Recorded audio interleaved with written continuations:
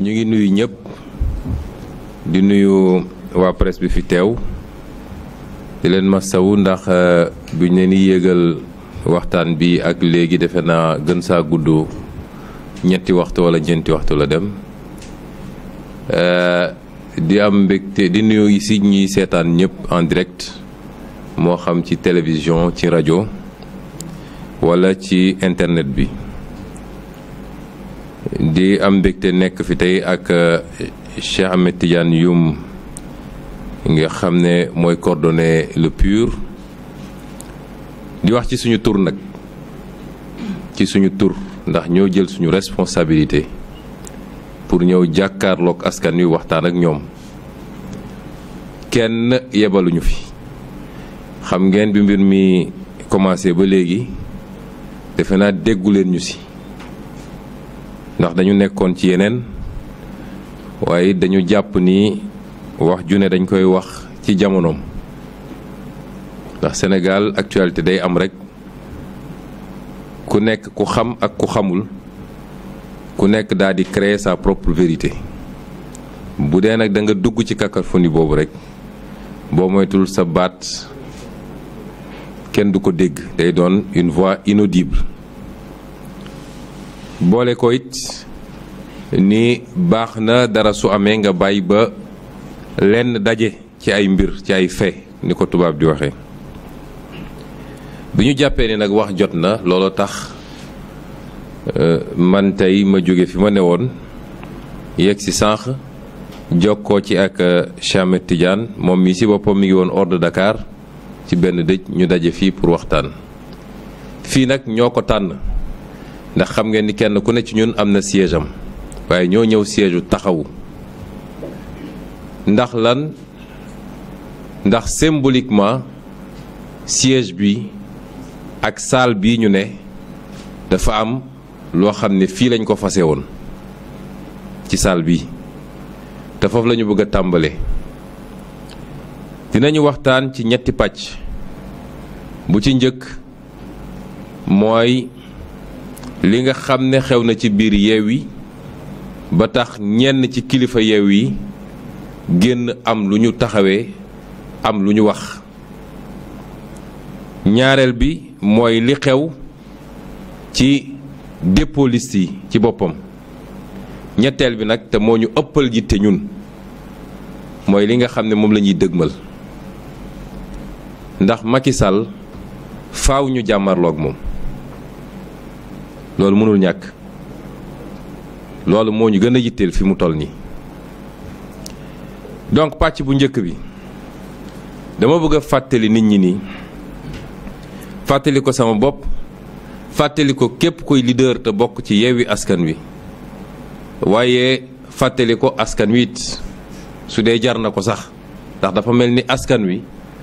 daf ñoo jiitu ñun ci li nga xam ne mooy mbébét ak projet Yewwi Askan Wi waaye damay fàttali damay joxe benn màndarga liste yi ñu fi annulé bëri na te du ay liste benn dëkk du liste benn département waaye liste nationale lépp ñu boole ko annulé ko ne sa parrainage matul pourtant coow li tollul nii de ñu ne benn liste Yewwi Askan Wi sur 53 xaw ma wala 54 boo ci boole liste nationale donte liste bu am solo la ndax mooy listu Ndakaaru waaye dañu ne benn liste Yewwi Askan Wi la Macky bëgg a naxasaayal coow li ne gàññ loolu day firnde benn mbir mooy fi Yewwi Askan Wi tollu réew mi yaakaar bi askan wi am ci Yewwi Askan Wi yaakaar googu nag ku woote boppam leader te nekk ci Yewwi Askan Wi waroo ko fàtte parce que dafa mel ni bu boobaa xamoo lan moo ñu tax a jóg dama koy wax ci sama bopp wax ko ci képp kuy leader Yewwi Askan Wi ndax yenn Yewwi Askan Wi dafa am fu mu jaar ba judd ba taxaw ba nekk fii kon képp kuy leader ci Yewwi Askan Wi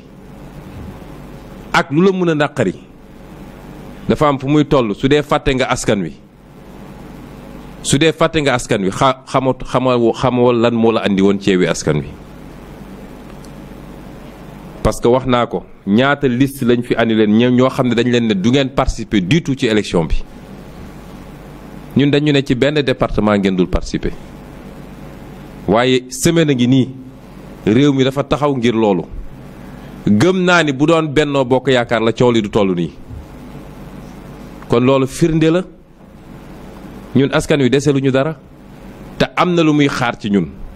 mooy ñu mën a fàtte suñu bopp tuuti waaye man la rek man la nañ ma fal su dul man réew mi defe naa woykat bi loolu la waxoon loolu dafa rafetul nañu waxante dëgg su ma defee précision boobu nag dinaa wax ni salle bii la ñu daje gën saa gudd def naa war na def 15 jours ci gannaaw ñu réunion ñu ne léegi dañu war a tabb bi ñu waxtaanee Cheikh Tidiane wax fàttali na ko léegi dañu ne woon nañu fexe ba 70% des leaders nañu dem ci département yi parce que élection bi ci département yi la du ci liste nationale li gën a yomb ci élection législative mooy nga ne maa ngi làqatu ci liste nationale te dañ ma fexe ba def ma place bu may nekkee député waaye élection bii ci liste nationale ci liste départementale yi lañ koy gagné bañ na ba moom bi ñu demee ba coow am ci naka la ñuy def ba joxe 7 députés yi ñu war a mottali bi coow li amee dafa dem jël ay député ci liste nationale yóbbu ko ci liste départementale parce que foofu la enjeu bi te mu leer ni moom li mu am ci ay kàngam lay tabb ci liste ci département yi ba pare sàq xaalisu réew mi ay milliards jox leen dem leen ngeen gagné ci kon ñun bu dee ay leader la ñu am ay leader kii ne man maa ngi dëkk département sàngam kii ne maa ngi dëkk département sàngam même soo gañewul sax mais leader bu nekk war na am sañ-sañu peesewu moo gën nekk rek ci liste nationale teyit ak nu munti demee jàpp nañ ni leader bu peesewu ci département am li mu mun a am foofu amaana koo xam ne amul kariru leader mënu ko fa am ñu ne kon nañu am tey ci élection locale yi passé am na leader yu jël seen challenge dem seen département gagné ko dem seen commune gagné ko ñu ne kon na am ay leader yu dem ci liste nationale liste départementale biñ ñëwee fii ci salle bi leader yépp ne liste nationale laa bëgg a ne ba mu des ñett wala ñeent defe naa jante la ak Abdou Karim Fall Babacar Diop defe naa ak est-ce que du Maître Moussa Diop wóoruma en tout cas amoon na ñeent nu mu tuuti tuuti yu ne moom ñoom dinañ dem seen département ñeneen ñëpp ne liste nationale ci loo xam ne 30 leaders la pour 53 postes ci liste nationale bi bu dee 25 góor lañu boo dugalee parité ñoom rek ma léegi 50 dem na te ñëpp xam nañu liste nationale nag kenn mënu fa am 50 du Benno du Yewwi du kenn ku mun a am 50 ci liste nationale à moins que nga gagné à 90%. gisuma ku mun a am loolu ñu wër gisuñu solution mu am ku def proposition su ma juumul doyen Habib Sy la ne lii mun nañ fi fanaan duñu am solution te ñetti fan moo ñu dese pour dépôt liste yi maa ngi proposé comme Khalifa Ababacar Sall du candidat te mooy président conférence des leaders nañ ko bàyyi mu dem daal di def les investitures te ñu wóolu ko mu am MRDS bokkum ne man d'accord naa partiellement d'accord naa ñu jox ko mu dem préparer liste yi mais su paree daf koy andiwaat fii ñu xool bu ñu d'accordee déposer bu ñu d'accordul ba kii discuter Khalifa Sall ne leen confiance day mat wala du mat su ngeen ma joxee da ngeen may bàyyi ma dem def liste yi déposé waaye su dee ngeen ma war a delloo si fii ma bàyyi leen ak liste yi ngeen def ko ñu def tour de table mujj gi ñëpp dëppoo ni jox nañ ko pour mu defi liste yi réserve bi ñu lever ko mu ne la nag su ma koy def dinaa consulter ñenn ci leader yi loolu moo fi amoon fii kon nit buñ ko waxee loolu mu dem defar liste déposé liste ba génn méngoowul ak yaakaaru kenn ku ne parce que nag ala kulli xaal mënoo fi woon fexe ba def liste bu kontaanloo ñëpp mënul ne. te loolu ñëpp xaaral ba investiture yi génn ci ñeneen xam nga ñëpp a ngi nëbb seen investiture man de fi ma toog nii gisaguma suñuy liste départementale defe naa Cheikh Tidiane gisagu ko. liste nationale bi ko gars yi fuiteloo mu génn ci laa woo Déthié Fall ne ko je veux voir la liste nationale ba xam ndax lii ma gis nii ak li ñu jàllale ci biti benn bi la. gisaguma liste départementale waaye liste yi bu génnee gisuma fan la coow di mucce peut-être ñoo xam ne ñoom amuñu problème mu surcharge dañuy wër sax ay nit yi ñuy dugal ñooñu duñu am problème boobu mais ku fi am coalition bu mag bu liste yi génnee coow li ne gañ kon loolu dafa ànd ak investiture kenn ku ne am nga lu la neexul ci investiture bi dañ koy wax ndax man mii bokk naa ci ñoo xam ne Khalifa Sall consulté na ma lu bëri lu ma ko waxoon lu ñu waxante woon gisuma ko ci liste bi ma jox leen ci ay mandarga waxtaan nañu ma ne ko leader sàngam je n'ai rien contre lui au contraire beaucoup d'admiration la am ci moom intellectuellement waaye warul nekk ci liste bi ndax bi ñu demee élection locale dafa ne d'accordul ak ñun parce que investiruñu ko mu génn daal di ngeem bu dem ci beneen liste kon li Yewwi am tey du ñaqam mënul dellu suñu dugal ko ci liste bi bàyyi ñi fi newoon di rey seen bopp ñu sànni leen fële ci àll ba kon warul nekk sax ci liste bi. ensuite ñi fi nekkoon di sonn parce que tamit dañuy waxante dëgg Cheikh Tidiane wax na ko léegi gis nga investiture lu jafe la parce que bëgg nañ ko dégg bëgguñu ko dégg coalition bu ne dafa am parti yoo xam ne yàlla moo dogal ni ñooñu ñoo ëpp doole bu mobiliser jotee ñoom ñoo mën a mobiliser. bu dem toog ci l'ensemble des bureaux de vote jotee ñoom ñoo mën a am l'appareil politique buy toog ci bureau de vote yi bu génne xaalis jotee ñoom ñooy génne xaalis bu campagne jotee ñooy mëne campagne bi kon dafay jaadu ñooñu tam bu desee lu dul def ay investiture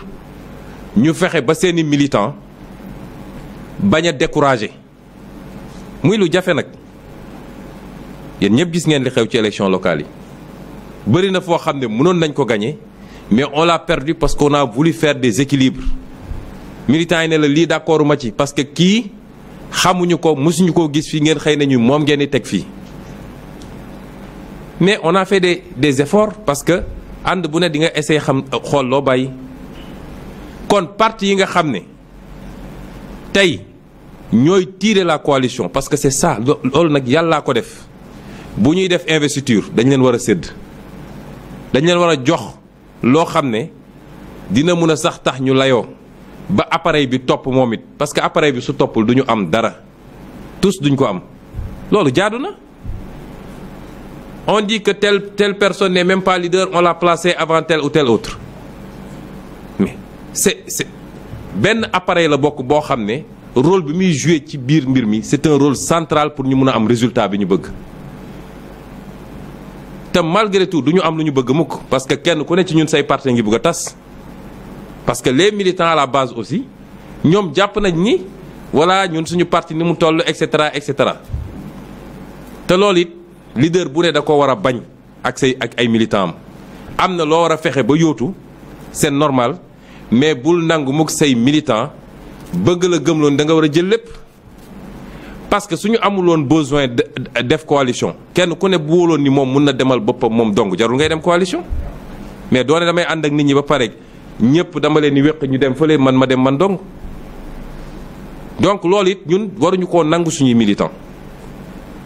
bu liste yi génne di ngeen gis coow li bëri maa fi njëkkoon maa fi defoon lii maa fi laa te amul lenn loo xam ne dafa méngoog li sénégalais di xaar ci ñun waaye maa war a falu loolu rek mooy coow li man la sudul man réew mi tas na parti bi tas na dem naa sama yoon. pression yooyu souvent les leaders di subir mooy andi yu bëree bëri te nañ ko gis après mais comment trouver le juste équilibre muy exercice bu jafe donc ñu waroon def investiture ci base boobu. beneen mandarga bi ma mun a joxe man dama jàppoon ni bu ñu génnee ci loolu nañu xool ay leaders yoo xam ne parce que gis nga mbooloo mooy doole. ku vivre lu ñu vivre mois de mars février mars bi année 2021 Sénégal yëpp bu ñu jóguloon taxaw lan la honorable Aïda Mbodj joué ci affaire bi lan la Mamba Guirassy joué ci affaire bi lan la Cheikh Bamba Dièye joué ci affaire bi lan la Dame Mbodj joué ci affaire bi pendant ce temps amoon na ay leaders de mon parti yoo xam ne ñemeetuñu woon sax jël seen téléphone nee nañ ils étaient sur écoute dem wut fu ñu gas suulu kon dafa am loo xam ne dañ ciy toll da nga soxla doole ñëpp pour jëlee fi li fi ne loolu indi coalition et il faut trouver le dosage qu'il faut le dosage parfait n'existe pas te du mus a exister mais su dee def nañu loolu man jàpp naa ni am na ñoo xam ne peut-être yoruñu appareil yu rëy a rëy yoruñu parti yu rëy a rëy mais man gënuma leen sonn ci coalition bi bu ñu dooree ba léegi ñi ngi fii ci premier rang yi fu ñu mus a fanaan àll ñi nga fa fu ñu mus a et cetera ces gens-là mérité ñu xool nu ñuy def ba ñu figurer en bonne place ça n'a pas été le cas pour certains ci ñiy ñëw te di bees man jàpp naa ni ku mel ni Dame Mbodj su taxawoon assemblée mais c'est un bon député te je l'ai défendu et j'ai été surpris de ne pas le voir sur les listes kon kenn ku ne ci ñun am nga lu la neexul ci liste bi dañuy waxante dëgg rek kenn ku ne am nga ko mais est-ce que mun na justifier ñu ne tey ñu tas coalition bi bu dee Sénégal moo ñu tax a jóg parce que Sénégal jeexul de commencé gul sax te bu ñu yàlla mayee ñu egg fi ñu bëgg a yegg bu dee servir rek moo tax a nit ñi jóg liggéeyal askan wi ba dugg boîte vocale comme disent les gosses mais y aura de la place pour tout le monde kon bu ñu génnee ci loolu man dama jàpp ni kenn ku nekk ci ñun kuy leader war ngaa ànd ak tey ak dal d'accord naa nga exprimer sa frustration dégg naa ñu ne Ousmane Sonko dictateur la dafa génne nit ci groupe WhatsApp bi leader bu ne dafa mer amul lu muy def lu dul bind naan l'ancien pensionnaire de Rebeuss voleur de riz et de mil dama lay génne ci groupe bi duma ci waxaale parce que c'est incorrect kooku démb ak barki démb xama woon loolu ci moom bu la defoon deuxième place nga ne wu waaji mooy waaja def la foofu nga dugal di saaga ma génne ko ci groupe bi te ku fi saagawaat ma génne ko ci groupe bi amul luñ ciy xaar donc groupe bi c'est un groupe ouvert débat yaa ngi ci yum gis na ku nekk ngi wax loo xalaat avec des mots yenn saay sax truc mais ay xaste ak ay saaga xaju fa groupe bi man maa ko créé ku ci wax lu dul noonu dama ko ciy génne et je l'assume alors donc ñu bëgg a wax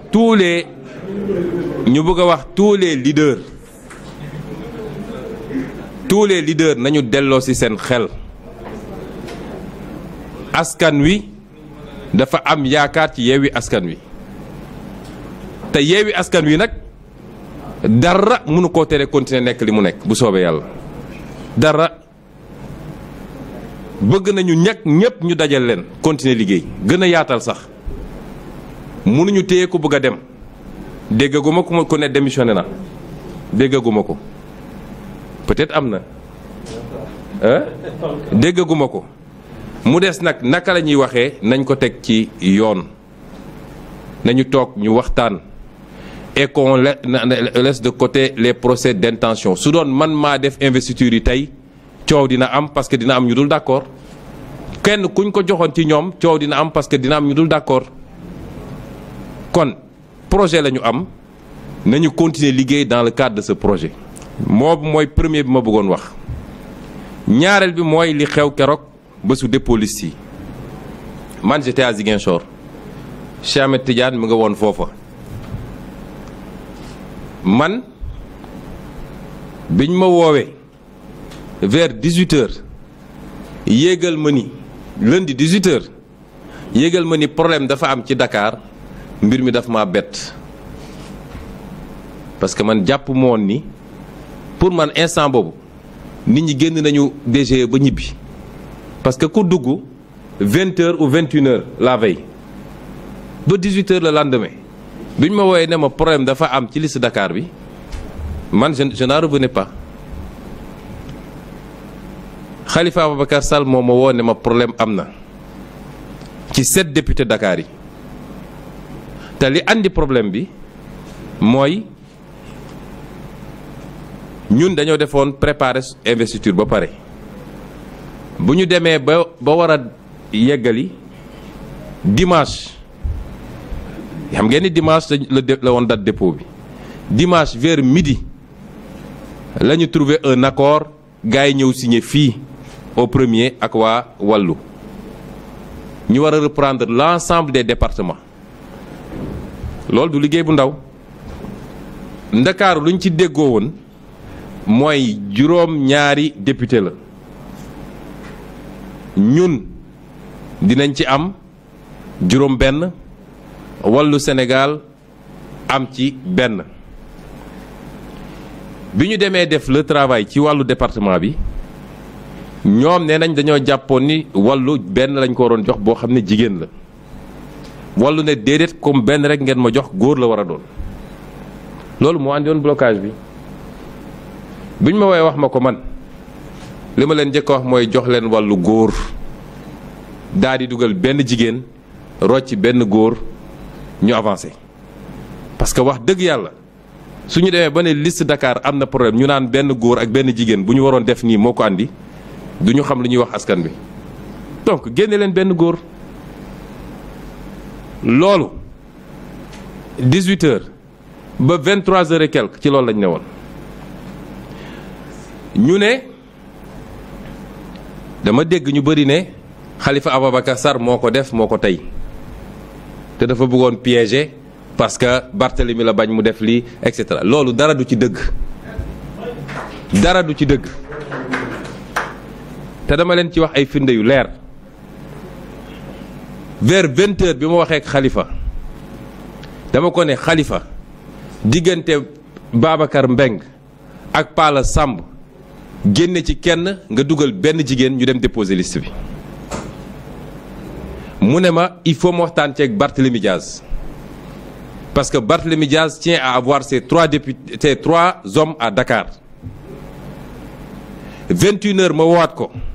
ne ko est-ce que réglé ngeen ko mu ne ma xaaral ma woo Barth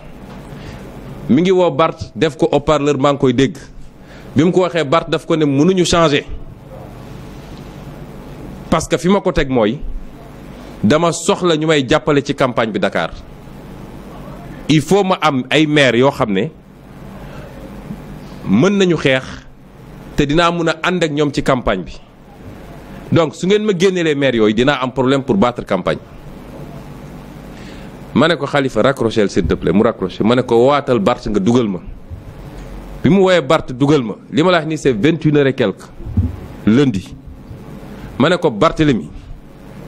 génne leen benn góor ngeen dugal benn jigéen parce que du ñu liggéey li ñu liggéey ba egsi fii ñu naan ñu benn góor ak benn jigéen ñu nar a yàq suñu liste. Et li ma la wax nii c'est pas une consultation parce que doo leader c'est des leaders qui décident ici li ma la wax c'est une décision on va sortir une femme un homme et on va mettre une femme ñu waxtaan mu ne ma d'accord na nañu xool léegi moom Khalifa na woo Pala pour wax ko ñu arrêté loolu bi ma toogee ba 22h y a pas d'évolution j'ai appelé Déthié Fall ma ne ko Déthié non yum mii moom ma woo il était à la direction générale des élections mu ne ma y a un problème et cetera ma ne ko passe ma Déthié il me passe Déthié ma ne ko Déthié génneel un homme nga dugal une femme tu déposes la liste parce que tamit nag coalition bi diw moomu ko diw moomu ko fait ça ñu avancé il me dit écoute nañu xaar tuuti comme dañoo ànd bu rafet ba fii nañu xool nu ñuy def ak suñu nos amis de taxawu pour bañ mu mel ni dañoo wañ seen loxo forcer leen def affaire bi ma ne ko léegi Déthié suñu toogee ba 23h30 minuit waa taxaw décision qu'est-ce qu'on fait mu ne boobaa je prends mes responsabilités je fais ce que j'ai à faire je dépose ma ne ko d'accord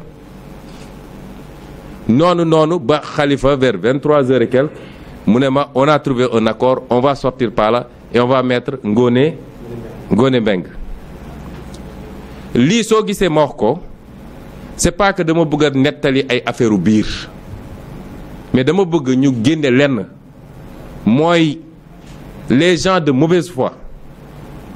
nga xam ne duñu wax dëgg mukk ak nu ñu def ba yàq jàpp nañ ni mun nañu féewale Barthélémy Diaz ak Khalifa Sall wala Ousmane Sonko ak Khalifa Sall dégg naa ci kenn koo xam ne dafa fen a fen ba ñuul kukk ngeen jégal ma ci kàddu gi kilifa yi du mu mus a wax ci àdduna ba suba ba ngoon jot du dëgg naan Sonko a dit à Khalifa allez-vous xam nga mag mu toll noonu nga xam ne tey li la dese ci dund li nga dund moo dese la dese dund ngay wax loo xam ne dara du ci dëgg kon ñooñu laa bëgg Sénégalais yi xam ni fii problème amu fi lii rek la du benn complot du loo xam ne Macky Sall moo jënd Massamba wala Mademba amul ci Yewwi Askan Wi du loo xam ne lu ñu complot la pour casser la carrière de X ou Y amu fi kenn ku nekk c'est de bonne foi Khalifa a tardé à prendre une décision parce que dafa bëggoon waxtaan ak Barthélemy ba ñu déggoo Barthélemy a tardé à lâcher parce que dafa jàppoon ni équipe bii la soxla pour mun a gagner Dakar c'est tout amu fi leneen mais ku nekk yor sa làmmiñ mbër et puis nos adversaires la foog ni mën nañu jaxase Yewwi Askan Wi laaj leen kan mooy nu mu tudd Saliou Sarr ñoom dinañ am lu leen doy ñu ngi ñëw ci loolu kon lii moo fi xew il n'y a pas de problème entre Khalifa Sall ak Barthélemy avec entre Ousmane Sonko ak lii certes il y a eu de la négligence humaine certes il y a eu des erreurs et nous les assumons mais de là à vouloir yóbbu affaire bi fenn loolu amu fi et tout ce procès qu'on est en train de faire à Khalifa Sall il faut que ça s'arrête c'est faux nit ñi mun nañu bañ a kontaan ci investiture yi mu def ça c'est autre chose mais wax ni dafa jaay liste bi dafa lii dafa laa loolu amu fi la ca des nag ba ñu demee ba décider ne dañuy dem déposer la xew foofu direction des élections foofu it erreur humaine la parce que boobu ñoom def nañu 24 heures foofu plus de 24 heures ku dugg 20 heures ba le lendemain 23h45 nelawuñu lekkuñu lu baax sonn nañu ba pare nag ñëw taxaw ñu ne leen ah lii de lu mën a nekk la kon loolu c'est une erreur humaine Déthié Fall kenn mënu ko remettre en cause en tout cas man il a à 500% ma confiance et mes remerciements parce que nag nit ñi xaaruñu lu dul erreur am ku nekk di wax waaye Déthié Fall moo yoroon suñu investiture élection locale yi vous souvenez 70 listes yoo xam ne daw na subaak ngoon ànd ak avocat yi bi sous-préfet ak préfet ak ñoom ñëpp def seen gàngoor googu di yàq suñu kii suñu liste yi kooku mënuñu xëy tey depuis combien de temps la nelawul siège am lay fanaan ànd ak informaticiens yi depuis parrainage ba ni ñuy déposer liste yi ba ni may wax ak yéen nii ma nga ak avocats yi ñuy préparer des recours les gens sont tranquillement dans leur salon taal seen truc yàkkamtuñu lu dul erreur bu ndaw am ñu loo mës a def ci àdduna baaxatul il faut qu'on arrête ça d'accord erreur am na négligence am na peut-être même naïveté am na mais loolu mun na dal kenn ku ne ci ñun ça ne remet absolument pas en cause ni l'intégrité ni l'engagement ni la probité ni la détermination des gens et ils ont besoin du soutien de l'ensemble de la coalition et de tous les Sénégalais parce que pièce indispensable lañ ci coalition bi. Je dirais la même chose pour Saliou Sarr et ce qui est déplorable c'est que ñu du génn ku nekk di wax parce que ñun ñëpp demandé woon nañ leen man woo naa Saliou Sarr wax ak moom ba mu ne ma may naa la ko du ma wax le lendemain mu wax on a fait la même chose avec Déthié ça on le déplore mais nit la ay nit la loolu mun na am Saliou Sarr il est depuis les locales ba léegi investiture locale yi il a passé au moins une semaine boo xam ne nuit blanche lañ doon def siège ba pour def les investitures ba tey jii je ne remettrai jamais en cause l'intégrité et la probité de ces gens-là mais lii am na est-ce pour autant qu'on a perdu notre liste? Absolument pas. Foofu nag laay wax ak sénégalais yi ñun loolu moo ñu intéressé l'erreur humaine passé na mais qu'on me sorte une seule disposition de la constitution ou de la loi électorale bu wax ni avant le début des contrôles du contrôle juridique que kenn mënul ñëw rectifier une liste y en a pas amul. amoon na ci loi yu njëkk ya ñu dindi ko depuis 2001 amul 2021 du moins donc amul la direction générale des élections bu ñu fontoo nit ñi parce que administration suñu la andilee courrier da nga koy jël amoo droit ne du ma jël courrier bi même sooy instruire après ne ko rejeté na depuis quand l'administration vous amène un courrier nga ne du ma ko laal l'administration par essence qui au service du citoyen andi courrier nga ne du ma ko jël est-ce que am nga sañ-sañ tey yow dem trésor wala douane wala impôt douane andi sa benn courrier adressé ko directeur général des douanes ñu ne la duñ ko jël dañ koy jël même suñ la dul tontu wala même suñ koy rejeté mais dañuy jël courrier bi au nom de quoi commissaire Sarr ne moom du jël courrier bi loolu voie de fait la déni d'administration là et c'est très grave et nous les poursuivrons pour cela parce que c'est très grave ce qu'ils ont fait dem nañu Sénat ñu jël c'est bien le président du Sénat était très gentil mais il n'a qu'à dégager parce que amatul mandat il n'a rien à faire là-bas 2001 ba léegi xam nga 2000 kañ nga toog fii rek kii kooku da leen di sourire nii rek mais lu ko Macky wax mu def ko il n'a qu'à dégager donc loolu moo fi am li ci des suñu liste bi bu Dakar c'est une liste qui est recevable et qui devait être reçue c'est ça la vérité administration nag problème la ci Sénégal bu dul préfet di ministre bu dul ministre di DGE mais loolu il faut que ça s'arrête mënul continuer noonu notre liste est recevable et elle sera reçue mais li gën a garaaw cette même DGE a admis et a reçu et a validé les parrainages de Benno Bokk Yaakaar lan la yoon wax yoon nee na warul dépasser temps bu dépasser benn c'est-à-dire du ma ne benn nit sax bu parrainé waaye benn tànk sax bu débordé dàq nañu liste boobu loolu la yoon wax conseil constitutionnel feddali ko ci li ñuy wax jurisprudence Gakou tey ñu ne dañuy jël parrainage Benno Bokk Yaakaar te Benno Bokk Yaakaar dafa déposer lu ëpp loolu waaye ñii ñun lan moo tax ñu war ñoo yeb nag ñun daal ñooy encaisser lu leen neex ñu teg ñu mais ñële lu leen neex ñu def ils acceptent de recevoir ça moo tax ñoom ñi ngi fële ak avocat yi di bind ay recours man gëwuma seen recours yooyu de conseil constitutionnel bi suba nag union des magistrats nañu génn mbër bu ñuy dem di leen noggatu ba di filmer seen i audience di seen i audition du ñu génn wax gis nga réew mi suñu moytuwul administration justice ak Macky Sall ñoo ko nar a taal moo wax ko ñëpp dégg ko nag parce que doole gi ñuy jaay nit ñi mun nañ ko jënd ëpp ñu ci réew mi de ëpp ñu doole tax xam nañ ci dara fit bi ñuy jaay parce que ñi ngi làqatu ci gannaaw alkaati te nañu fexe nag bis bu ñu ñàkkee nguur nañu am ngor ñun nii ñu ñemee taxaw ak ñoom ñu yor nguur ñor justice yow lépp ñuy xeex ak ñoom bu fi kenn dem ci sëñ si naan daf maa bëgg a tëj de yëfu yàmbar yooyu amatu fi de ils n'ont qu'à encaisser xëy wër ci rajo yi télé yi di saaga nit ñi di wax parce que yaa ngi làqatu ci gannaaw alkaati yaa ngi làqatu ci gannaaw justice yaa ngi làqatu ci gannaaw Macky Sall loolu yëfu buqat la ñun nag li ñuy wax dafa leer te li may wax nii Yewwi ak Wallu la concerné parce que sacrifice yi ñu def alliance bi ñu def ak Wallu c'était pas évident du tout